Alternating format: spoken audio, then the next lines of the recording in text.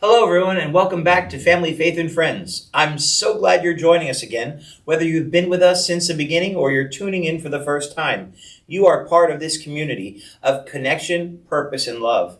I'm Keith Karkut, and I'm so glad you're here.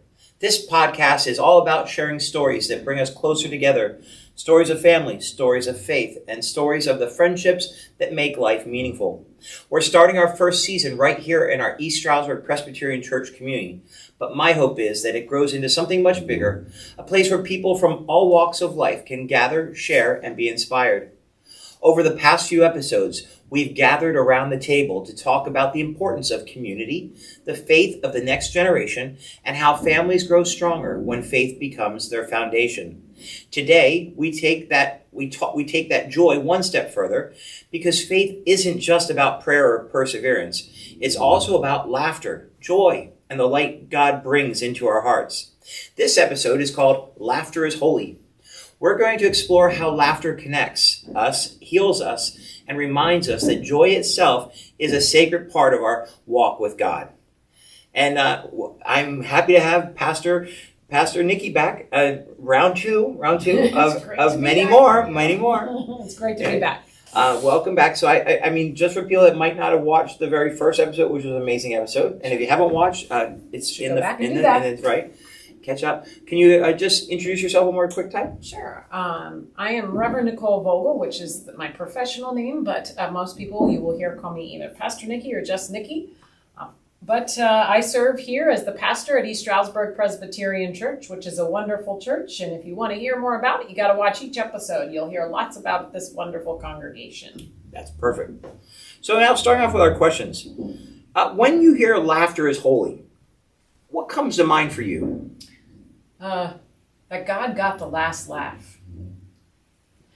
One of the things years ago that I learned was how at Easter, that was God's humor. Death was overcome. Satan didn't get the last word, God did. So that's the first thing that comes to my mind when I think of laughter is holy, but I also know that God, and we'll get more into it, I'm sure, with other questions, but how God does laugh. So that's probably why most churches, a lot of churches do their Holy Humor like right after Easter. That's correct. That's the most common day, and they call it Bright Sunday. Okay. Interesting. Very interesting. Mm-hmm. Can you share a moment when laughter brought your family or your friends or church closer together? So, just this Sunday? It happens a lot here. As we get into this further, I'm sure you'll hear laughter is a big part of this community. But this Sunday and many other Sundays, I decided that I was going to just skip over something. And I accidentally skipped over the prayer of the day. And I walked down to get ready to sing with the choir. And everybody's staring at me. And I realized I didn't do something right.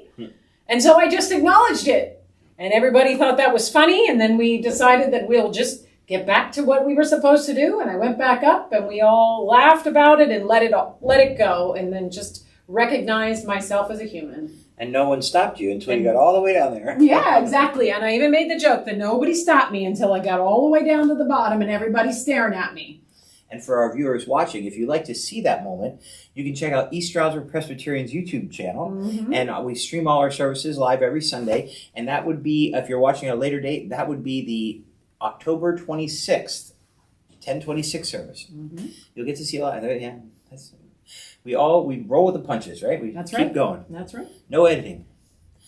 What do you think joy and humor are? Why do you think joy and humor are sometimes overlooked in conversation about faith? Well, there's a lot of reasons, but the biggest reason is we, as adults, lose the ability to think of things less seriously. We think that sacredness is equated with somberness, with no laughter, with seriousness. You have to take your sacred things serious, but that's not what the Bible actually teaches. So that's a big part of what is often overlooked, because we get so focused and so heady as adults, we forget that childlike curiosity and humor It's like the catechism when the nun with the ruler. Exactly. That's a perfect example. I never had the ruler when I was younger, just for the record. Right. And nothing against the nuns. That was the way of the time. But we lost. And what's ironic is the book that I read that I'm going to suggest, but was by a Catholic priest. So who probably went through school and got slapped on the wrist. How do you see laughter as a reflection of God's joy in our lives? Well, I think if there's one thing everybody can agree about laughter, and studies prove, that laughter lifts you up. You can't help it, especially when you hear the saying, laughter is contagious, right? It lifts you up. So scientists have studied this, and I've shared this in sermons. Laughter can help you physically. It lowers your heart rate. It helps with digestion. There's so many ways that it can help, but it's also a way to lighten a heavy topic. Laughter is a way that you can be vulnerable together and say things that you wouldn't normally necessarily say. Also, it helps you, if you use laughter like I did and shared in the story on Sunday, people will feel your vulnerability. Mm-hmm.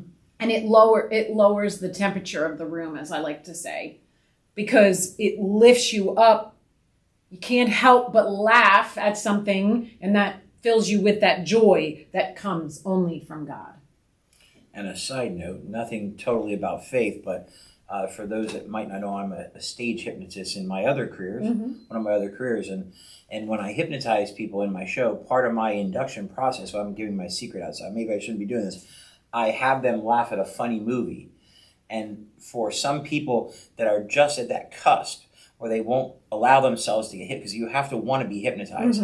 The laughter overcomes the hold up in them, and they forget what they're doing, and they just continue, and then they laugh at the funny movie, and it just literally sneaks them. It gets right into the subconscious. So it really does. Laughter is and people that have no laughter in their life are really in need of some. Yeah, it's true. Can you think of a time when humor helped you through a difficult situation? You know what? There's a beautiful story that I love to share.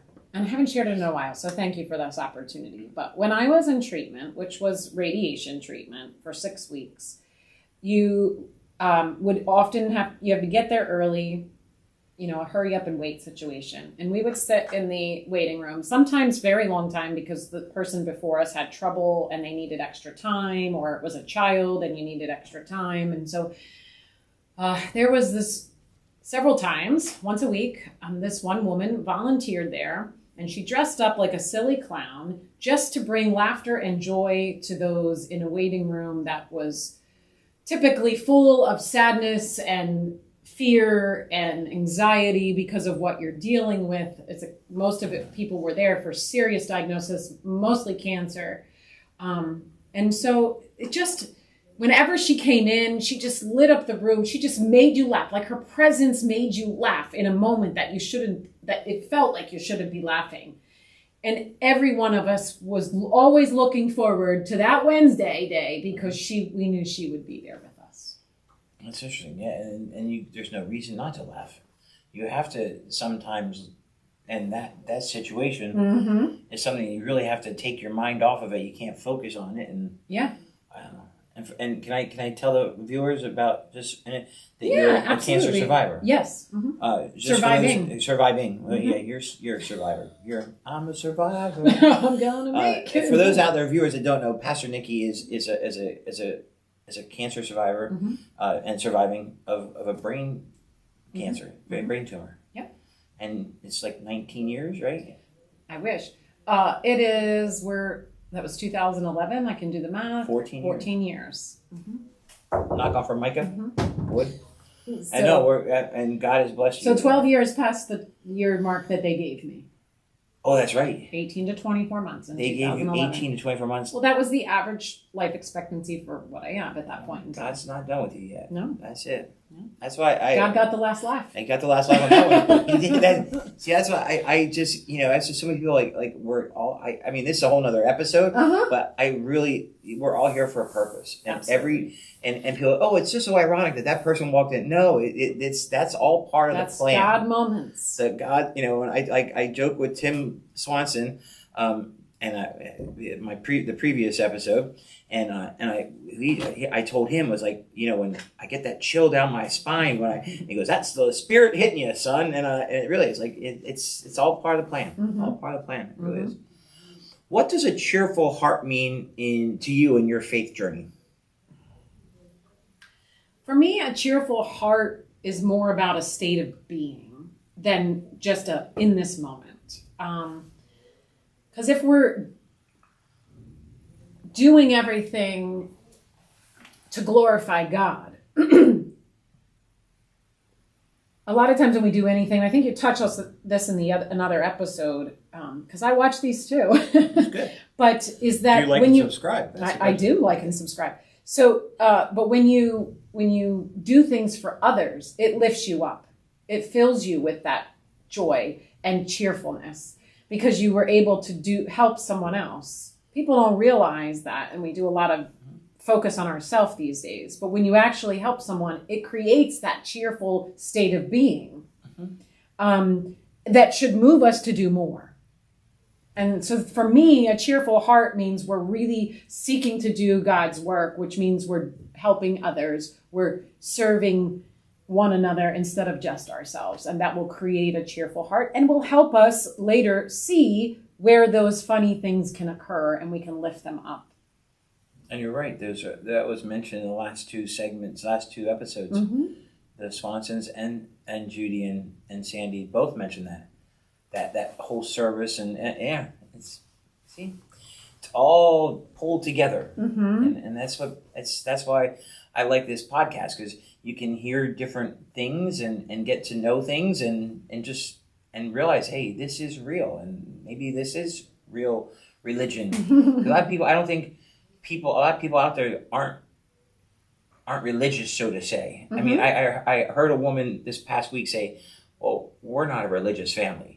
Like, well, maybe you should become a religious family, and you'll see that what we're, okay, sorry. No, Take me off tangent. Yeah. But I'm allowed to. I'm the host. I can say anything I want. So how does laughter help build stronger connections with families and church communities, would you say? I kind of touched on this a little little bit, slightly, but because it's that vulnerability piece, it will help you grow closer together if you are vulnerable. That is a key piece in relationships. If you can be to the point where you can make fun of yourself or be able to make fun of somebody else and they understand that it is just for fun, that creates a state of cheerful heart, right? Because we are now able to be connected in such a deep manner that those negative things that may be thrown at us will not affect us as negatively. It also says, because you don't know this, but you know this, but they may not know this. I have a lot of background in psychology, so I'd like to find studies that back up biblical stuff, which people say God made it that way, and I'll say, yeah, and here's the proof that God made it that way. So one of the studies that I was looking up in preparing for other Holy Humor Sunday sermons, showed that when you use laughter, especially in connections with family and church communities, it boosts empathy. So then the other person who you're engaging with, or a group that you're engaging with, can feel each other more deeply. Interesting. Now, I know you mentioned holy humor, and this next question is going to touch on that. How we experience humor in a worship or ministry that reminds us that God has a sense of humor. And you mentioned holy humor, and to be honest with you, I never, as a practicing Catholic in my past, never knew what holy humor was, because my Catholic church never did holy humor. And I came here like, we're going to do holy humor, like we're going to tell jokes, and you usually said about that somberness, and then we're going to talk, we're going to laugh in church. But I know can you touch on what the holy humor topic and how it just kind of, you talked about it before, but let's talk more about that. Okay. I mean, we do it here every year, and we try and outdo ourselves every year, and I don't know how we're going to outdo ourselves from now on. Yeah, exactly. I can't take credit for the idea. It's been around a long time. In fact, it's been in the Catholic tradition for a long time as well. Never did. I guess it's up to the priest in charge. It is always, just like Presbyterians, it's up to the minister to make the decision to do something as such. I did not grow up in a tradition that did that as well as you. And so when I heard about it, I was like, you know what? That's in line with what I believe and what I've subscribed to and what I've read and interpreted in the Bible. And so why not? And if God doesn't want it to happen, God will make it not happen. So we did it. That first time was with you, thankfully, because we come up with some... we did it before me, right? Mm-mm. No? I was part of the first one?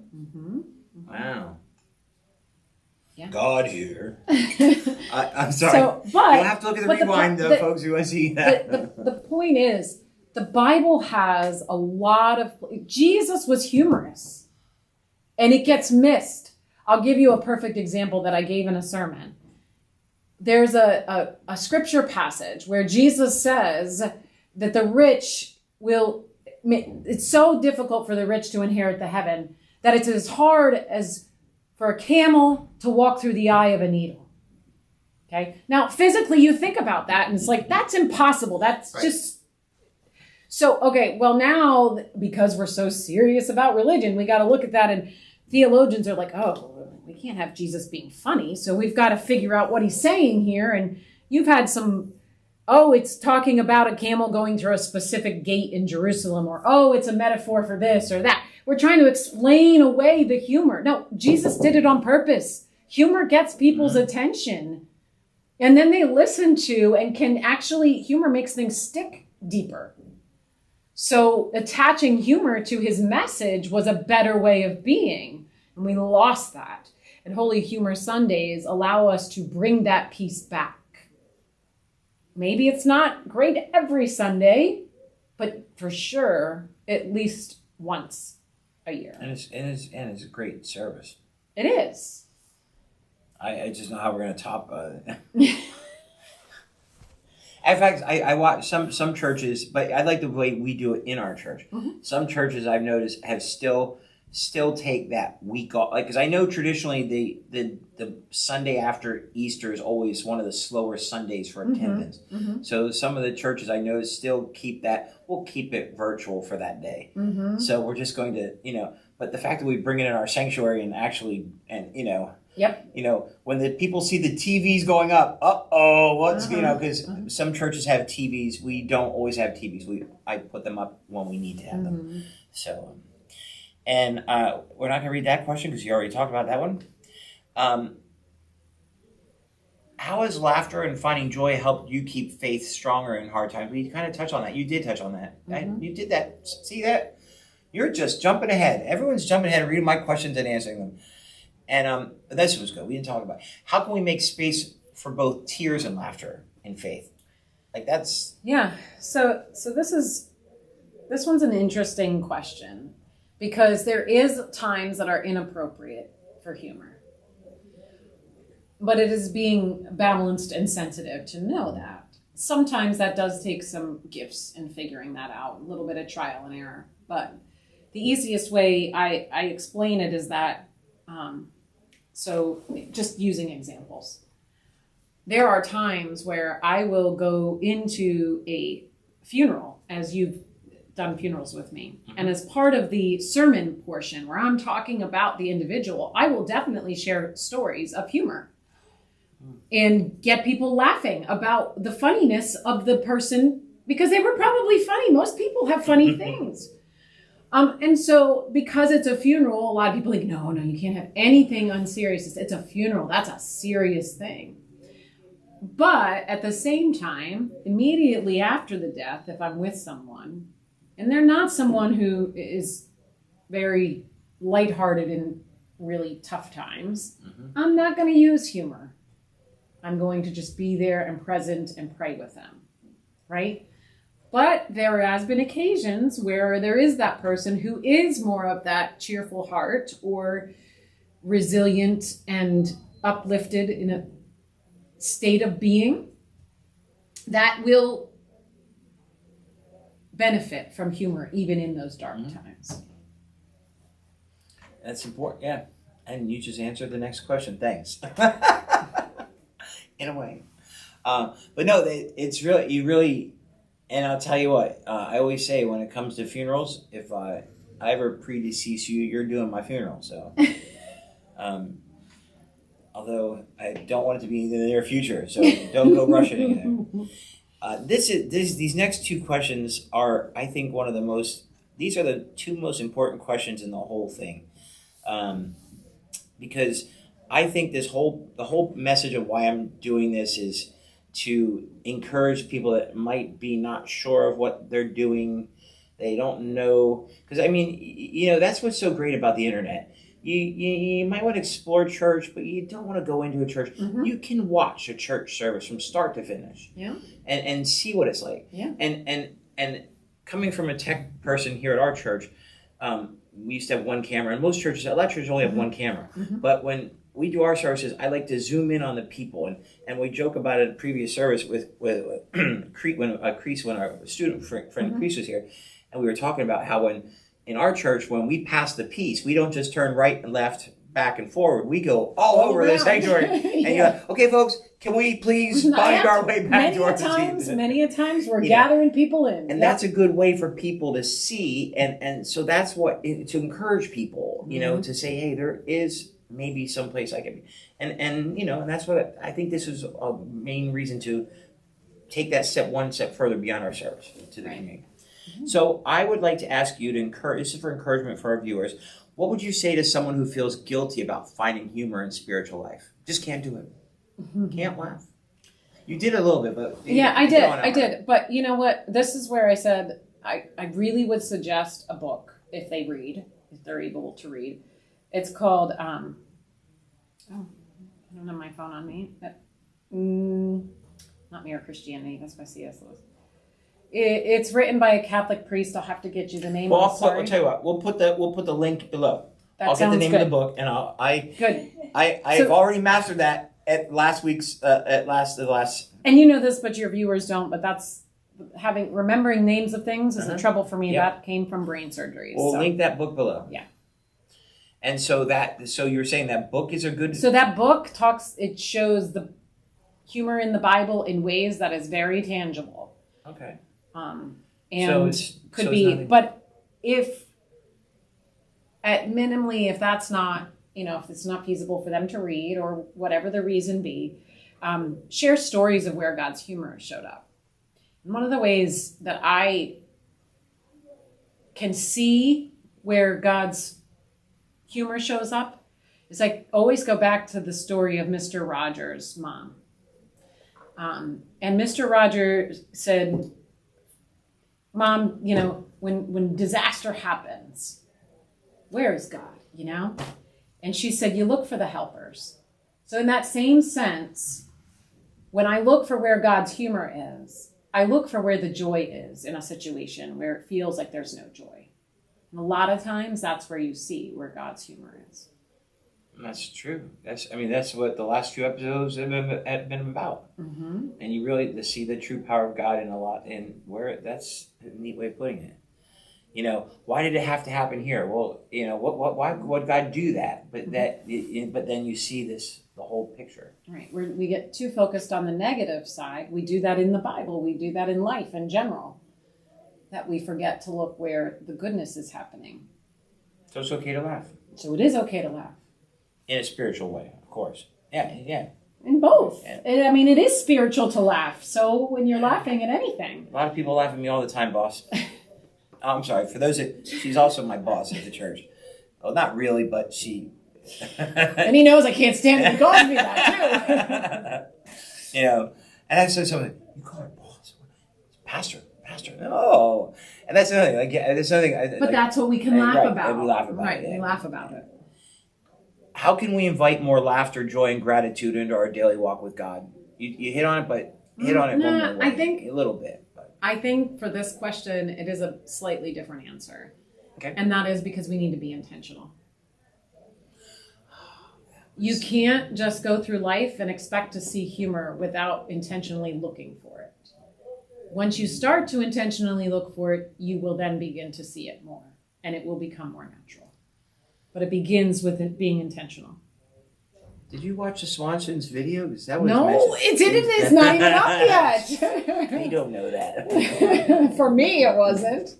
Because Tim mentioned being intentional too. Oh, See, okay. This is all pulling together. So does that mean they're listening to the sermons? They must be. Actually, it means that God is doing good work here. He's doing good work through you. Yeah, you're through the people. Through the people. Well, that's what it is. You see, people think. There's the thing. People think the pastor or the reverend or whatever, the priest is the person. No, they're just the messenger for God. That's like like in my hypnosis. You're such a powerful, you're awesome. No, as a hypnotist, without the people, I'm nobody. Mm-hmm. And a pastor or a reverend should not be about themselves. It should be about spreading God's word. And that was one of the things that drew me to the Presbyterian tradition, because that is the belief. In fact, our title is teaching elders versus ruling elders. So the ruling elders are the leaders of the church who make the decisions. The teaching elder is the ruler of the church that does the teaching. That's interesting. I didn't know that. Mm-hmm. So you're the teaching elder. Correct. And okay, yeah. Interesting. See, that's why I maybe like this too. Cool. Yeah. Well, this has been a good discussion. Yeah. I love this because I learned so much. Well, I just love God's humor, so. And I just don't know how we're going to do it this year, but we'll figure it out. God always inspires something. You know that. God will help us out here. Well, we're going to go on to our family challenge. This is a weekly, each week we will give you a simple challenge. If you watch, we've seen them before, or activity that you can do. And our challenge today is called Joy in Everyday Moments Challenge. And what we're asking you to do is find one way to share laughter with someone this week.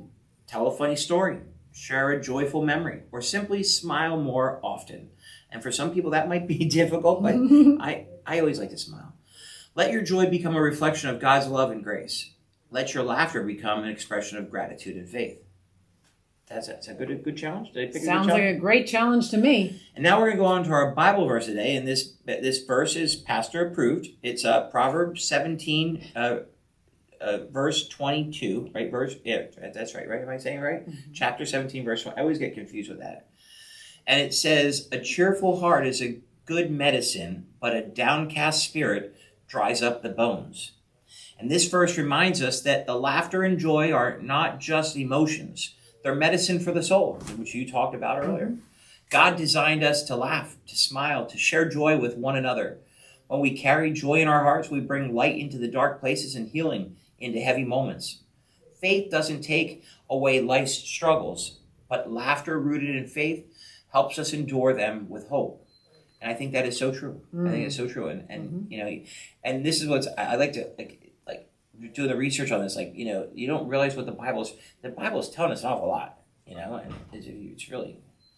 Now it comes time for the prayer of the day. Now, the first time you prayed, and I've been praying all by myself. Would you like to say the prayer, or would you like me to say the prayer? No, I enjoy when others step up and pray. Okay, well, I'm doing because you are just as good as I am at praying. Oh, okay. Well, God doesn't judge our prayers. He doesn't judge us, no. Okay. And he doesn't judge us, because if he did, I'd be out of here long ago, So we're going to do our prayer of the day and ask, would you pray with me? Loving God, thank you for the gift of laughter, for the joy that heals our hearts and the moments that draw us clearer to you. Remind us that faith is not just found in quiet reflection, but also in smiles and joy and shared laughter.